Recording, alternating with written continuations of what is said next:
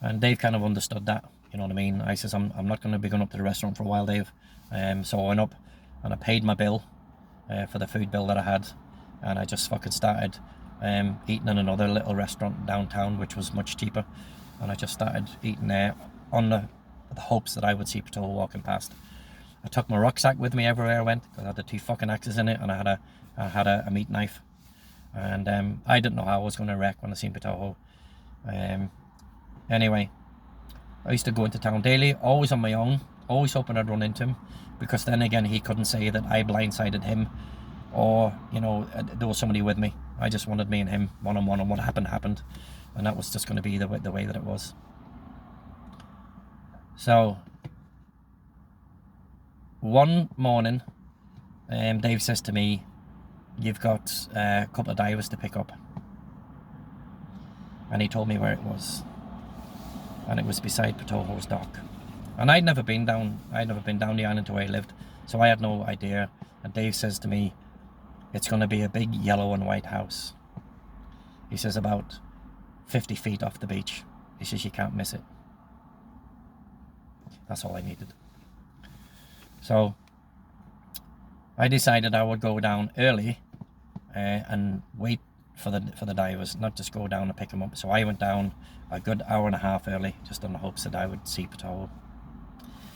So I drove down, docked on the dock beside Patoho's. There was about 30 meters between the 2 docks, and who was on the end of the dock at his boat but Patoho? So I got my rucksack, walked off the fucking boat, seething, absolutely raging, all geared up, had my bag open, walked down, and Patoho's house was not near anybody else. It was just, there was nobody there. There was no dogs, there was no kids, there was no nothing. And at that particular time in the morning, the kids, you know, I believe that he had a couple, were probably in school. So I opened my rucksack, had a good look around to see where it was going, and I headed down onto his dock. Now usually you would have to ask permission to go on someone else's dock.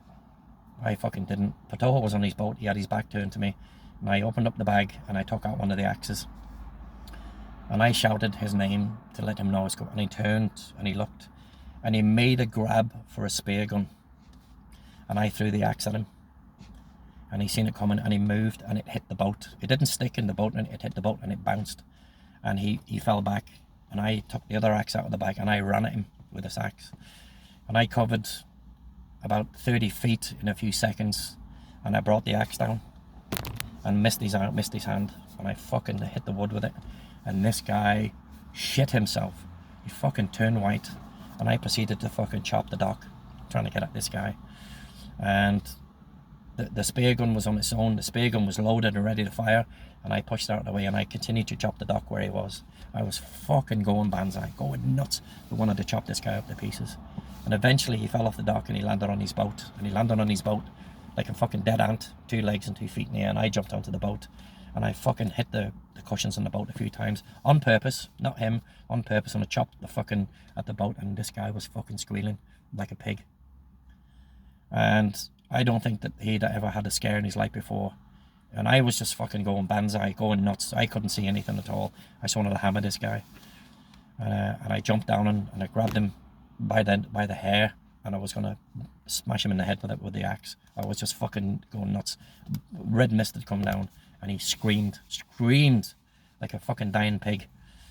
And he just stopped. "Oh, I'm sorry," and all this type of stuff. I couldn't hear what he was saying. I just lost all sense of everything. The fucking murder, death, kill rage had just come over me, and I fucking started hammering this boat, chopping up his cushions and stuff. And he just lay there. I remember putting my foot on his windpipe, pressing on his windpipe, and then I just stopped. Something just made me stop. I think if I hadn't stopped, I would have busted his head with the axe.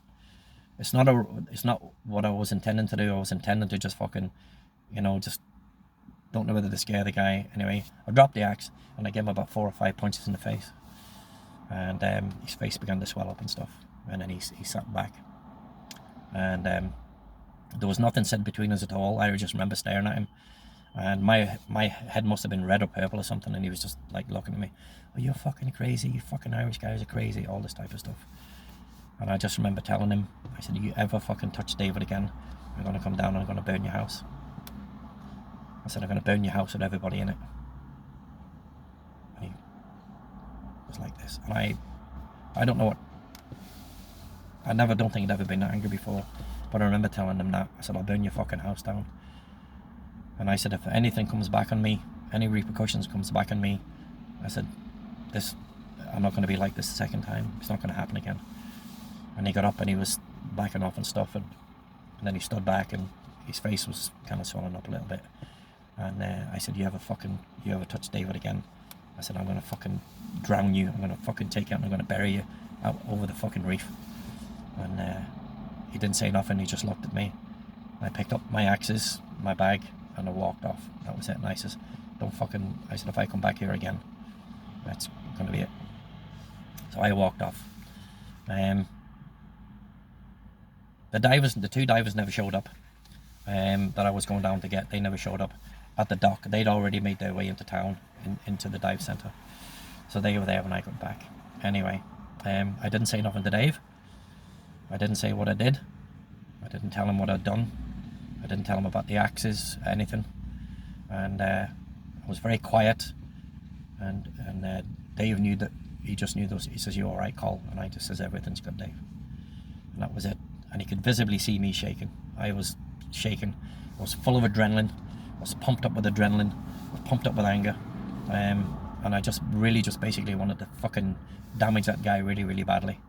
I knew that if I'd have done something like that, you know, then I would have been the first one the police came to, because they knew that me and Patoho and these other guys had an altercation. And I just says to Dave, do you mind if I don't dive? And he goes, no. He said, that's okay, Gary will do it. And so Gary was in the dive centre with the people and stuff, and he said to me, you okay? He just says, yeah. And I walked off, and I can't remember where I went, to be honest. I think I just went down one of the beaches and just sat on one of the docks. I was on a different planet. I was on a different world. I don't think I'd ever been that angry before, that I just really wanted to hurt somebody that way. But he deserved it. Anyway, a couple of days later, I was down getting the boat ready, gassing up the boat, and Dave came down. I hadn't seen Dave for a couple of days. Dave came down, and he said to me, you all right, Col? And I said, yeah. And he said to me, thanks, Col. And that's all he said. He didn't say nothing else. He says, Col, thanks. I appreciate what you did. You know, and that was it. And he knew what I did. He knew what had happened. People had saw Patoho's face, and it went round the fucking island rapidly. And Patoho didn't say what had happened or who did it. They just knew. They just knew. And Oliver met me a day or so later when we were going out on the boat, and he says to me, you busted up Patoho pretty good. And I says, who said I did it? And he just Oliver looked at me and he goes, well, there was nobody else down here. He says that basically would have fronted him like that. I didn't say nothing. I didn't admit anything. My dad always told me, if you do something, deny, deny, deny, and deny again. So that's what I did. I just looked at Oliver. I just said it wasn't me.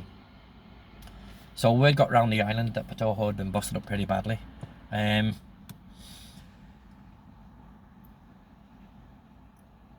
Oliver was with Freddie one morning. Freddie had walked down the dock with Oliver, and he'd come to see me. And I was on the boat, and Ollie says, can we come on the boat? And I says, no, I'll come off the boat. I didn't want that Freddie guy in the boat. And I got off the boat, and I said, what's up? And he goes, Freddie wants a word with you. And I says, about what? And Freddie says to me, look, he says, I don't want any problems. I don't want any trouble. And I says, well, I said, that's your problem. And he goes, no, he says, I don't want any problems. He says, I don't want any trouble. He says, you know, he says, no, he says, I don't want any problems. And he says, he put his hand out to shake my hand, and I was kind of like looking at him, and I just thought to myself, you can go fuck yourself. But then I just thought, no, So I put my hand out and shook his hand, and I just says, end of story. Don't let this happen again. And that was it then. And then after that, Freddie always said hello, and he seemed to be a nice enough guy. When I met him, he had 3 other brothers, all big guys. He was the smallest of them. Daniel was a big guy. He was the eldest brother, and he was really, really cool. He actually stopped me one day, and he basically apologized for his brother Gutsy.